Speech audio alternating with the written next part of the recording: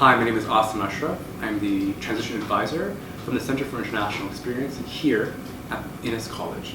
And I'm so happy to be here to answer some of the questions international students might have.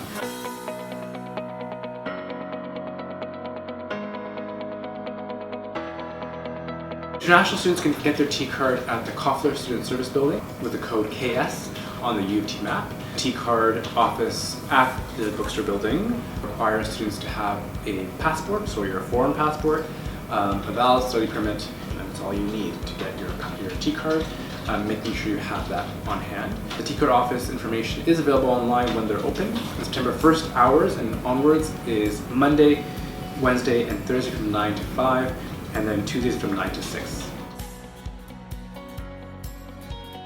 It's a very important question to know when your study permit expires. It's often a question that happens when students aren't on top of their information of what permits and documentation they have.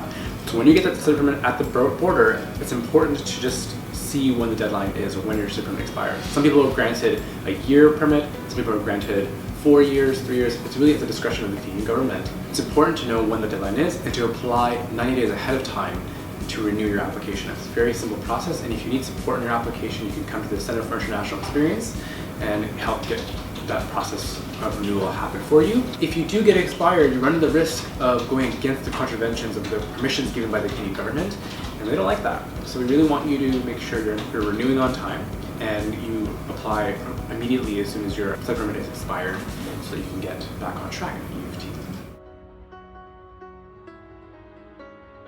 There is an option to carry on another certification for students who, or people who live in Ontario. Often a lot of international students don't want to carry on the passport. It's a very important document, they don't want to lose it, so if they're going out or going to a restaurant or hanging out with friends and they need that to prove their identification or age, it can be something of a responsibility. One option is you can go get a driver's license. A lot of students may do this because they may see themselves living in Canada for a longer term or in Ontario for a longer term. There is a more, probably not so expensive option, or not so detailed option, is to get the Ontario photo card.